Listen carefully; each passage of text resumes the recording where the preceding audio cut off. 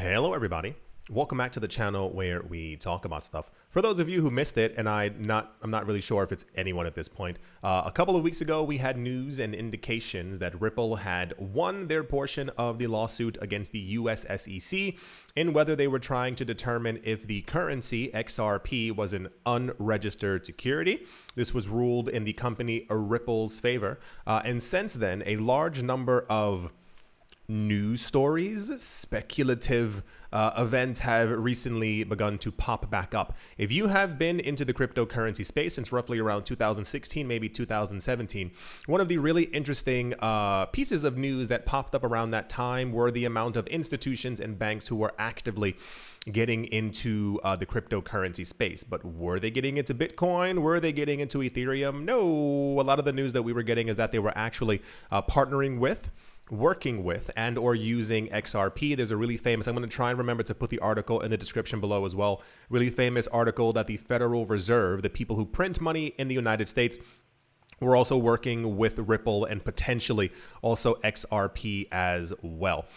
Fast forwarding a little bit, the idea was that the coin XRP at some point, with all the news that we were getting, that there were enormous amount of institutions who were using and or thinking about trading or using or utilizing the coin in some sort of way, that of course logically the price would actually go up. What a lot of people don't know is that when you use the coin XRP, there's a burn that happens in the background, similar to Binance coin, and that the more usage you have on the XRP ledger, the XRP blockchain, the more XRP actually gets burned. There's a website for it. You can find it. Just type in like XRP burn rate. You can find that they show like in real time exactly how much XRP is being used. And therefore, the more companies that are using it, the more institutions that are using it, the more normal people who are simply buying and holding and trading and selling XRP would also influence the burn rate as well. Similar to Binance coin and also Ethereum, which is now deflationary, the more burn happens, the less coins that there are. The less coins that there are based on supply and demand, the higher the price will go. One of the ideas from a while ago, which is also now popping up again now, is that because of the winning of the lawsuit versus the SEC, there are now going to be more banks and institutions who are going to start announcing that they're going to be using or utilizing XRP or the XRP ledger in some sort of way. Even when you use the XRP blockchain, even if you are not using directly the XRP coin because it is on their blockchain, XRP is still being burnt as well for the transaction fee.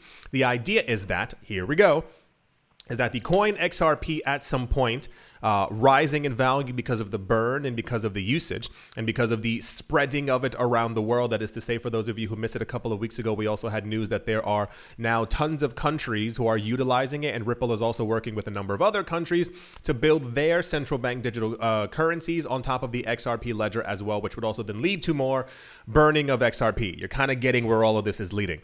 There's a woman, her name is Shannon Thorpe, that is Shannon and THORP, a treasury management expert from a global bank, has said that she is looking through the numbers and has actually found out that at some point XRP, the coin, will become so popular and so highly used that it will actually outpace the amount of, it'll become too expensive. I don't know. I didn't know how to, like, a nice way to really put her words into that sentence. She basically believes that the XRP token is so cheap right now because people aren't paying attention to what's happening behind the scenes in the institutions who are actively looking at it.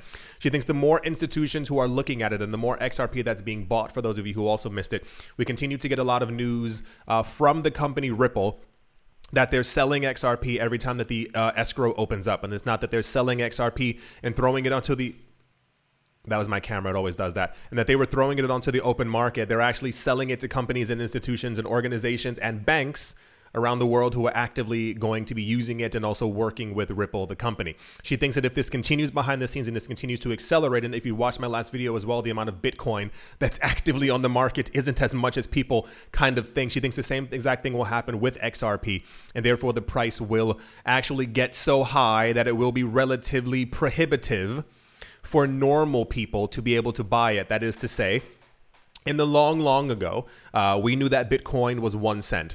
If I told you here's a Bitcoin for 1 cent, you would buy it. If I said Bitcoin is at $50, you go, cool, I'll buy it relative to where it previously was before. If I told you that Bitcoin is $35,000, how many of you could buy an entire Bitcoin? Same exact thing. If XRP is 1 cent you can buy an XRP. If XRP is $5, you can buy some, but not as much as you could have bought before. If XRP goes to $349, you can maybe buy 2 or 3 at the exact same time. If XRP goes up to 1 to 2 to 3,000, which is also, and I'm holding back on even giving those numbers. This is something, once again, that is being brought up from the past as something that could potentially happen right now. As in, we were all simply waiting for the XRP lawsuit to end so that we could kind of get back on track, because the amount of news about Ripple, the company, and them partnering with other people around the world, and now the legal ability to be able to do this once again within the United States is quite high. The expectations are kind of up there. We had news a couple of weeks ago that the company Ripple said on CNBC, I think it was, that they believe, or they know, wink, I don't know, that apparently a bunch of banks are now contacting them, and that they're going to be working with the banks, and that the banks are going to be using XRP after the lawsuit ruling. She said apparently that what a lot of people don't know, she says, that retail participants, that is to say everyday normal people, me and you, are actually only making up 1% of the XRP space. That apparently behind the scenes there, she says, significant players such as the Federal Reserve, banks, and businesses are allocating huge amounts of funds to XRP, and she thinks that everyday normal people at some point won't be able to afford any of them, and it'll kind of be another Bitcoin situation where things kind of get out of control, and only the rich and wealthy and prominent investors will be able to have any XRP for themselves at all. Very interesting times ahead. I look forward, if nothing else, to seeing exactly where this all ends up leading to. A number of years ago, we had a large amount of price predictions for XRP, keeping in mind this was before the SEC lawsuit, which I believe was done completely out of malice, and or someone was paying someone behind the scenes, because there's no way on this earth that you would launch a lawsuit against a company on your last day in office, especially if you announce that you're trying to protect American investors. Why not do it a week before?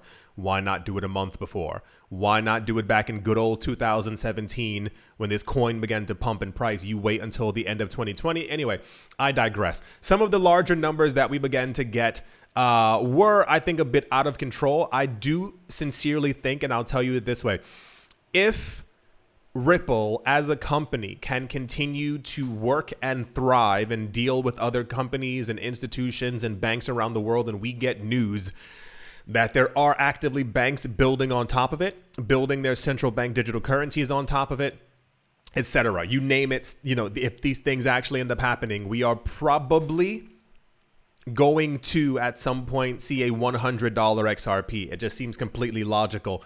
The last time we got to nearly $4 just on the idea that Coinbase was going to list it. That was before the hundreds of other partnerships that they now have now that they've been building over the last 6 to 7 years. And this is also before we hear about any banks actively using them in the United States, because there are other banks around the world who are using them already. Yeah, quite fascinating, the predictions that we keep getting. And I wonder how many of them in the next 10 years will come back here. We'll see exactly how many of these things actually came true. I do sincerely hope that you have all enjoyed. I do hope you all are having a great day, great morning, great afternoon, great evening, wherever you are, wherever you might be. I do hope it's absolutely fantastic. Thank you all once again for watching, listening, liking, commenting, and or supporting. And I will most certainly be talking to you all soon. See you.